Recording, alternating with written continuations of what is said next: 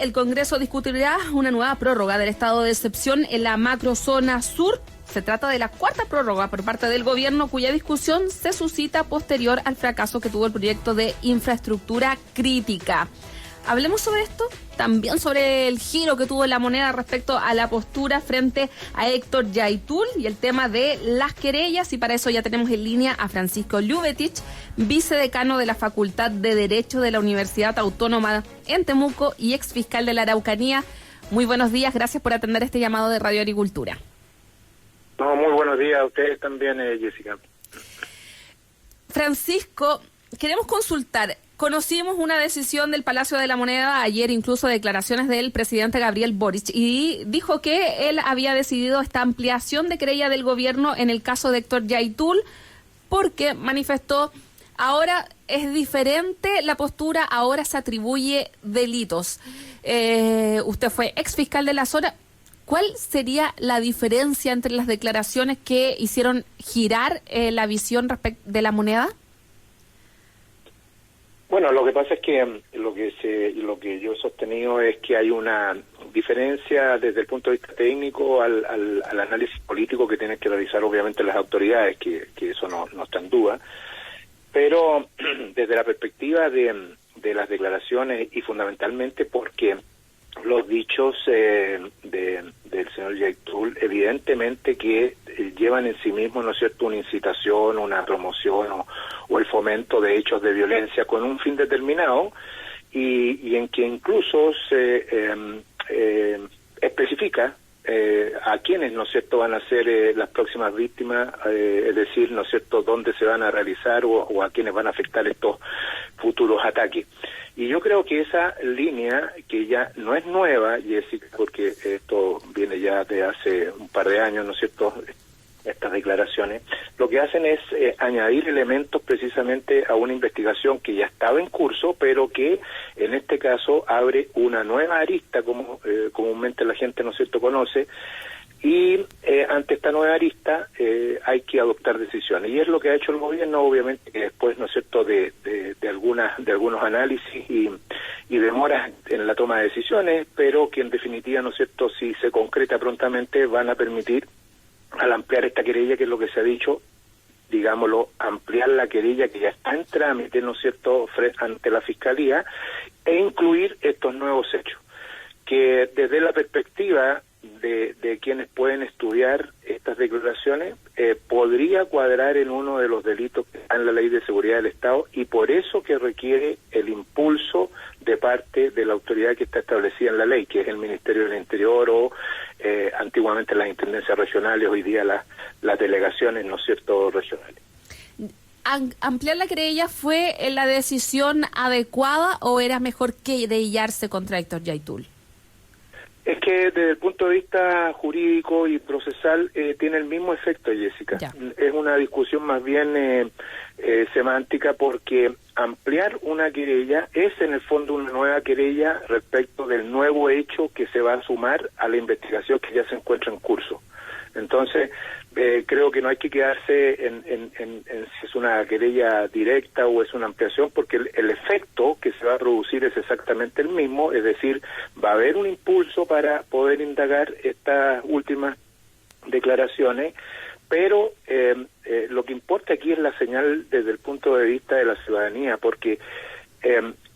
regularmente, Jessica, se llama a la gente a denunciar cuando ocurren los delitos, porque es la forma en que el Ministerio Público con la ayuda de las policías puede indagar y eventualmente llegar a resultados. Pero cuando ocurre lo contrario, aparece esta como cifra negra de que existen muchos delitos que no se investigan porque en realidad los afectados no los denuncian. El que primero debe dar el ejemplo de denunciabilidad es precisamente el gobierno y sus distintos agentes, porque además de estar obligados por ley en muchos de los casos, hay que efectivamente, ¿no es cierto?, indicarle a la ciudadanía, a todos nosotros, cuál es el interés que tiene precisamente el gobierno para poder ir en busca, ¿no es cierto?, del esclarecimiento de los hechos. En este caso, si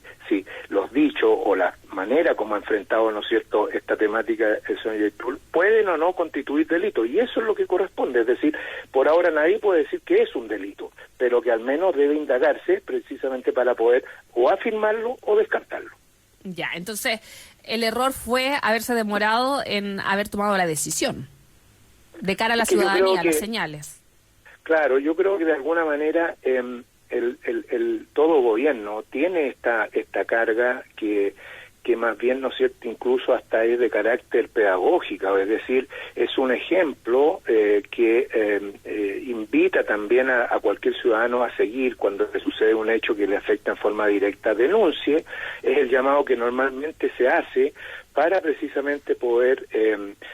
indagar y esclarecer lo que corresponda. Si las investigaciones no hay que tenerles temor, sino que al revés, son las herramientas que en un Estado de Derecho se ha dado, ¿no es cierto?, el Estado para poder ir detrás, ¿no es cierto?, de aquellos que cometen delitos y eventualmente estos se configuran, ¿no es cierto?, finalmente. Que en el caso particular y en los otros anteriores, digamos, que se encuentran en investigación según las informaciones disponibles, no resulta una tarea fácil, porque precisamente son delitos que, los de la Ley de Seguridad del Estado me refiero, tienen complejidades y por lo mismo, ¿no es cierto?, requieren un tratamiento muy detenido, muy prudente, con una reunión importante de elementos de antecedentes para poder eventualmente tomar decisiones procesales. ¿Y esto es un proceso que podría tardar cuánto? ¿Años? Bueno, la verdad es que eso lo determina el mérito de los antecedentes y obviamente que con ellos la decisión que adopte la Fiscalía, ¿no es cierto?, en él o los casos. Y la verdad es que siempre cuando se pregunta cuánto puede durar una investigación, la verdad es que la respuesta es lo que se necesite, porque no por mucho avanzar o adelantarse o tomar decisiones que eventualmente no tengan la suficiencia, digamos, probatoria en los antecedentes, después puede transformarse en un problema inverso, es decir, una decisión un poco fundada, ¿no es cierto?, y que puede tornarse incluso en arbitraria de la Fiscalía si es que no tiene los antecedentes adecuados. Claro, hemos visto casos emblemáticos por otros temas en donde ha ocurrido esto, por tratar de apurar las investigaciones y por mostrar resultados. Hoy tenemos la discusión de la prórroga del estado de excepción en la macrozona sur. Francisco, ¿conviene esta prórroga o ya hay que tomar otras medidas? De hecho, está mucho en discusión porque en el ámbito político como que están en reflexión, han dicho parlamentarios de la oposición, porque ya necesitan algo que, dicen, no sea solo acotado, hay que ir más allá. Bueno, la verdad es que esto ya, como la gente lo sabe, ¿no es cierto?, es una discusión que se viene dando desde el año pasado cuando el anterior gobierno ya tomó las primeras medidas en esta línea. Y bueno, yo he sostenido que esta es una de las varias medidas que tienen que adoptarse precisamente para ir en la línea de la prevención, para evitar los hechos de violencia en lo primero, que estos continúen o que se agraven como ya hemos visto, y luego para permitir precisamente una condición, una sensación de seguridad en la población que más que menos, que vive en toda esta importante zona, ¿no es cierto?, de nuestro país, siente, y eso es inevitable. La cantidad de delitos de naturaleza, como le llaman, ¿no es cierto?, de violencia rural, ha generado un importante grado de temor, de inseguridad en las personas, no solamente en sus viviendas o en los lugares de trabajo, sino que en las carreteras, en las rutas, ¿no es cierto?, que eventualmente uno observa que se cometen, ¿no es cierto?, todo tipo de delitos. Si nosotros lo trasladamos esto a la urbanidad, Jessica, si en Santiago, en cualquiera de las comunas, empiezan a proliferar delitos y balaceras y encerronas, como, ¿no es cierto?, existen allá en un número importante, la autoridad inmediatamente adopta decisiones. Y esto ya ha sido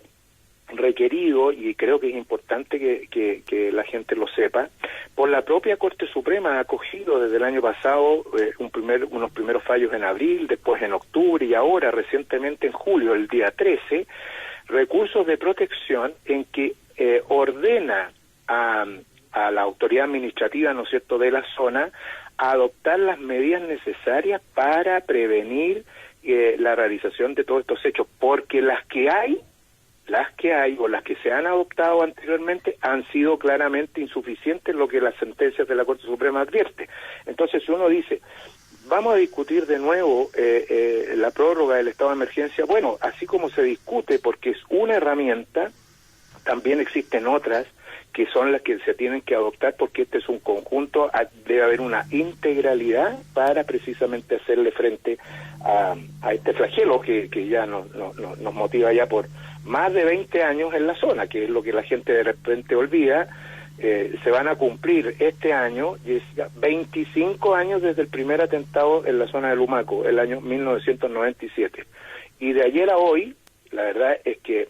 hay mucha gente que no lo ha pasado bien y yo creo que aquí hay que velar precisamente por el interés de las víctimas que ya sufrieron y las que potencialmente también pueden verse afectadas.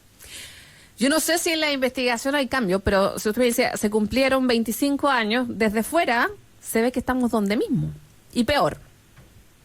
con más casos. Claro, efectivamente, y porque ha habido en algunas épocas, señales, yo diría, equivocadas, y no lo digo yo, sino que los hechos así lo han demostrado. Uno no puede olvidar, por ejemplo, el ahínco que se puso con una voluntad política directa en el gobierno del expresidente Lago, que permitió precisamente detenciones importantes y que varias personas, precisamente de organizaciones que eventualmente tenían compromiso, ¿no es cierto?, con hechos de violencia, fueran llevadas a juicio.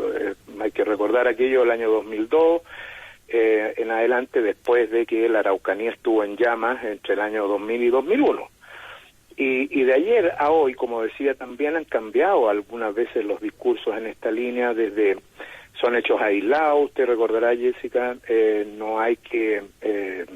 digamos, dramatizar estas circunstancias, es uno más, pero no hay concertación, aquí no hay planificación, y la verdad es que el tiempo indicó a muchos que sostuvimos de que esto era una espiral y que efectivamente había que adoptar otro tipo de decisiones.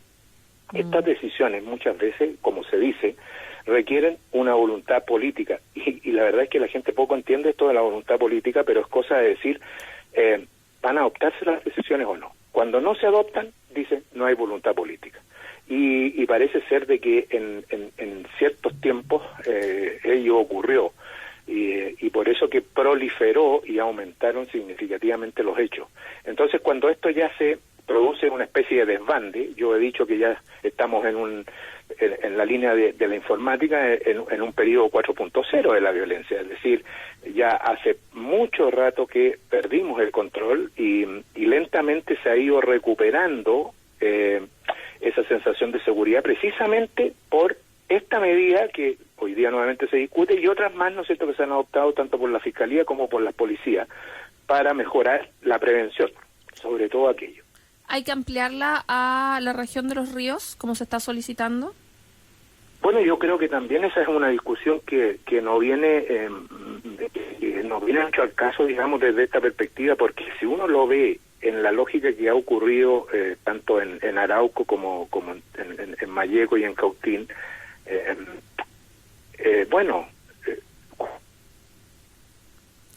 Estamos conversando con Francisco Lluvitich, vicedecano de Derecho de la Universidad Autónoma en Temuco, exfiscal de la Araucanía.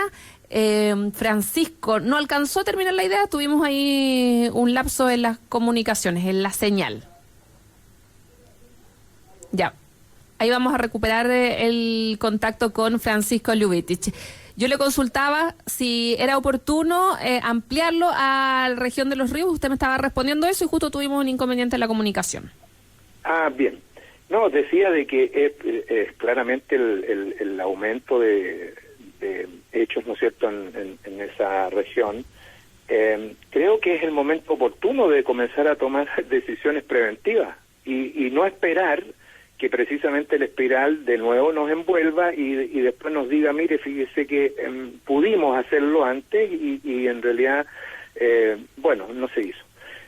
Yo creo que el tiempo, la historia debe enseñar, no solamente a quienes estamos como observadores en algún momento o como víctimas o como involucrados, sino que también desde la perspectiva más general, o sea, qué es lo que nos depara el futuro en esta materia. Y creo que independientemente de quienes apoyen o no unas medidas de esta naturaleza, que es legítimo que existan opiniones discrepantes, creo que hay que pensar precisamente en que esto no continúe, y por lo tanto cualquier medida temprana es importante que se realice. Francisco Lubetich, vicedecano de la Facultad de Derecho de la Universidad Autónoma en Temuco y exfiscal de la Araucanía, muchas gracias por atender este llamado de Radio Agricultura, por darse el tiempo de explicarnos también para entender lo que ha sucedido hasta el momento y este giro en las decisiones de la moneda. Que tenga buen día. Igualmente para ustedes, Jessica.